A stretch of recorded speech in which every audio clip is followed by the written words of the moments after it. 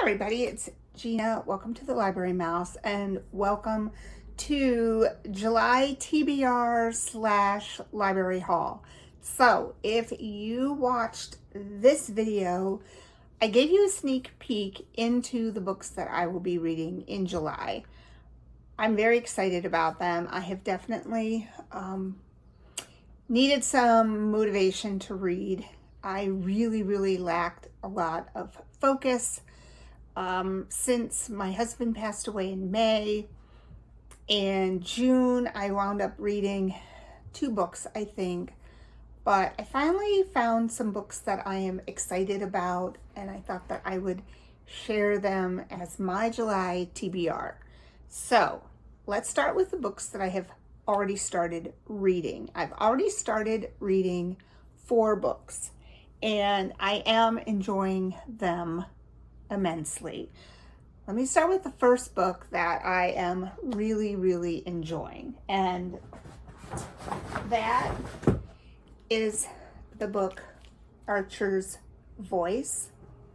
It is by Maya Sheridan. So this book, Maya Sheridan is a New York Times best-selling author. She lives in Ohio. I had heard some good things about Archer's Voice.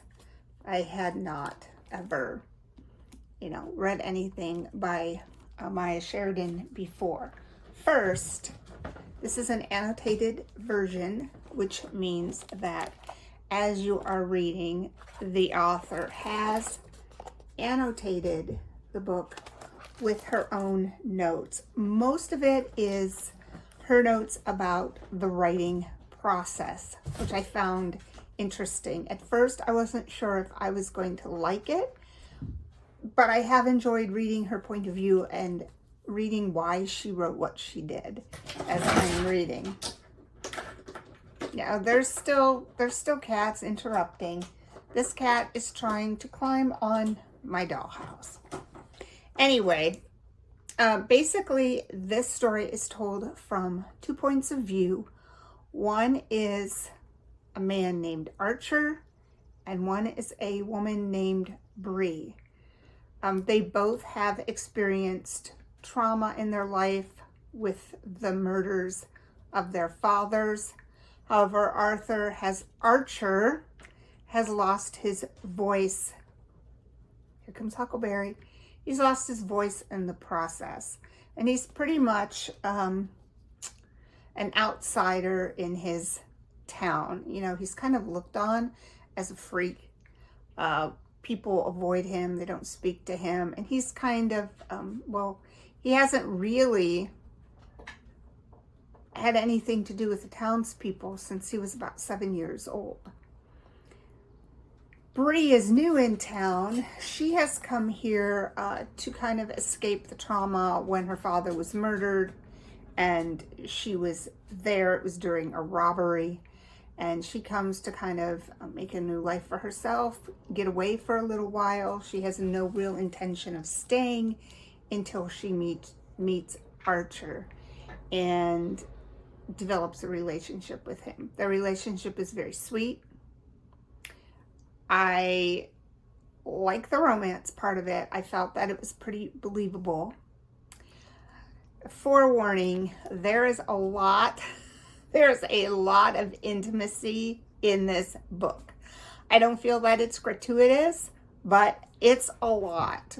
So if that's not your thing, you'd be skipping quite a bit of the book from halfway on. I'm not finished yet, but this is one book that I am thoroughly enjoying. I can't wait to read it. I pick it up constantly throughout the day whenever I have some downtime. I just also like the feel of this book. I don't know, it's not as long and rectangular. I just find it very easy to read, and I like the paper quality. So this is a good pick so far. Archer's Voice. The second book that I am reading was highly recommended on every grief website that I have gone to, It is It's Okay That You're Not Okay by Megan Devine.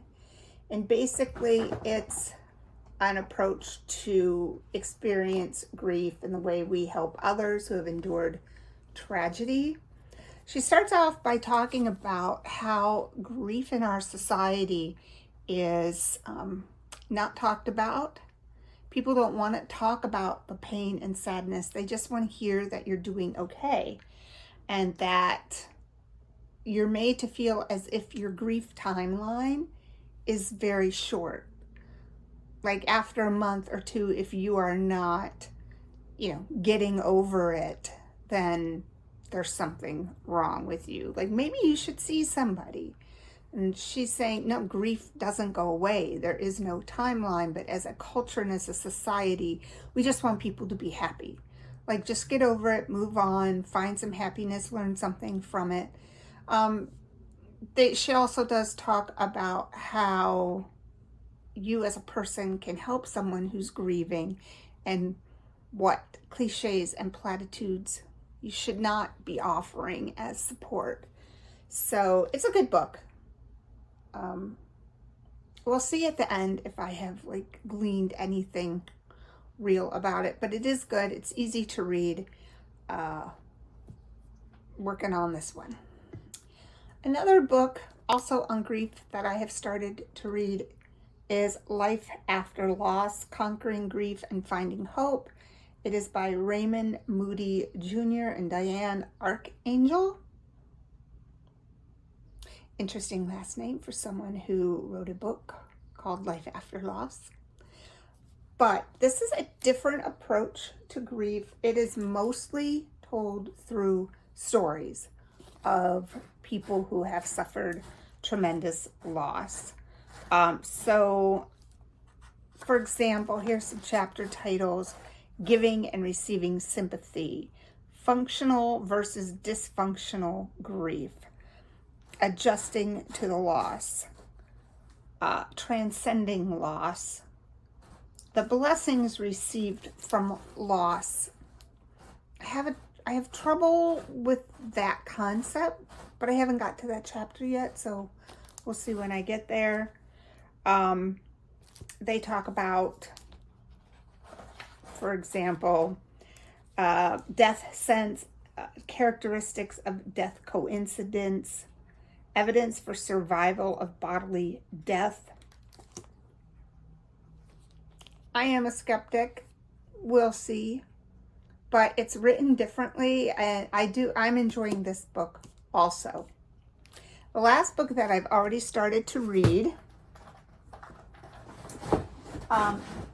is one that in the last video I talked about a book that I had bought about Lily Dale and the history of it. Lily Dale is a spiritualist community in Western New York. It's a little south of Buffalo.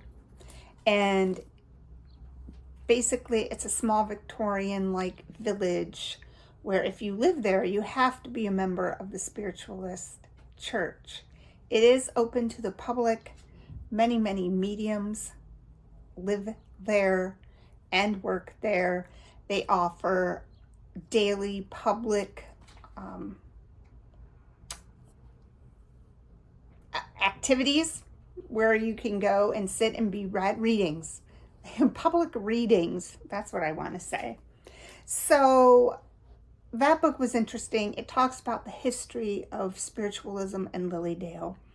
This dives more into the two sisters that started it all, Kate and Maggie Fox from Hydesville, New York. It's called Talking to the Dead. It's by Barbara Weisberg. And basically, this is the start of spiritualism in our country.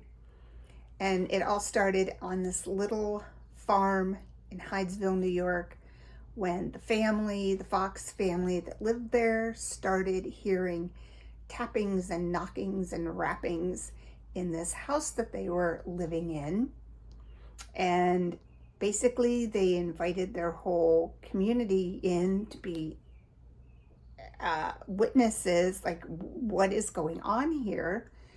And pretty soon that's kind of started a movement. The Fox sisters were going around.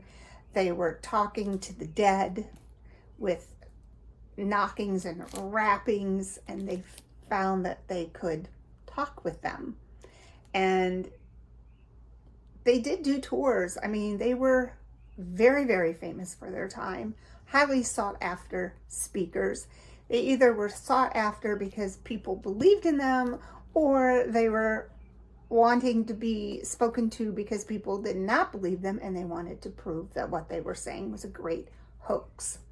So I started reading it. It's good. I like nonfiction. I wish they had photographs because that's usually why I like nonfiction. But I also like this because it's local history. So far, this is very good also. Next book that I am excited to read is Shelterwood. It is written by Lisa Wingate, one of my favorite authors. She wrote the book Before We Were Yours. I did really enjoy that book.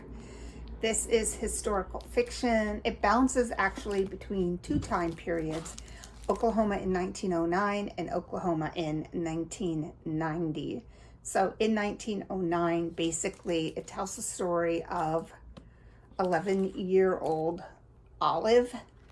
She knows her stepfather doesn't have good intentions when he boards these two Choctaw girls as wards in their home.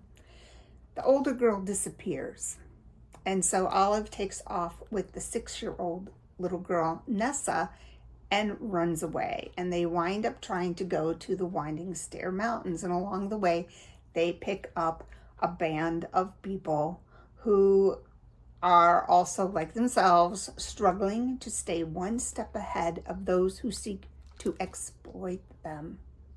And then we bounce to 1990, which tells the story of Valerie Odell. She is a law enforcement ranger, and she arrives at the newly minted Horse Thief Trail National Park. But she's faced with controversy about the park's opening. There's a teenage hiker who has gone missing, and then there's a burial site of 3 children which has been unearthed in a cave. So her quest for the truth wins an ally among the Choctaw tribal police, but soon collides with old secrets and the tragic and deadly history of the land itself. I think it sounds very, very interesting, and to be honest, I have not read many books, if any, that I can think of that take place with that time and setting. So excited to read Shelterwood. If any of you have read any of these books, I would love to hear your opinion of them also down below.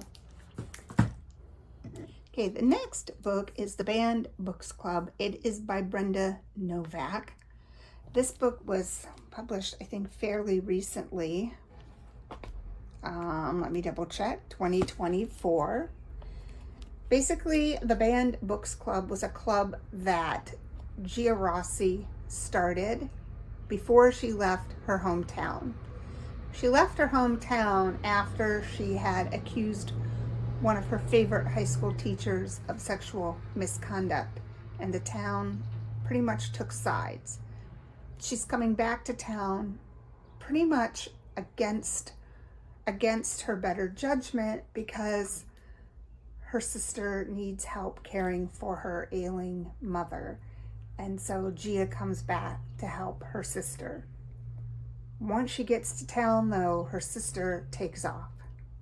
And so she is left. The Banned Books Club, it sounds like it's still going on, and Gia is going to try to join in and kind of revamp it. But the town is still taking sides. Gia, the teacher she accused of misconduct. So, it sounded good.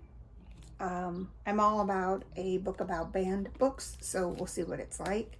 I have never read anything by Barbara Novak before, but I'm excited to read this. I have one more.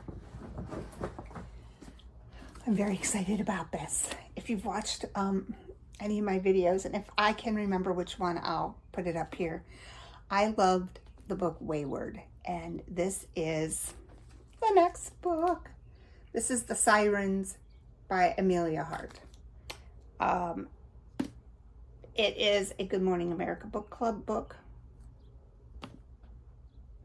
I don't really care about that because I really, really love the way Wayward was written. I am really hoping that The Sirens is just as good. I can use this for Australia. It's written in by an Australian, takes place in Australia. So I can use this for Ellen's book club diversity challenge.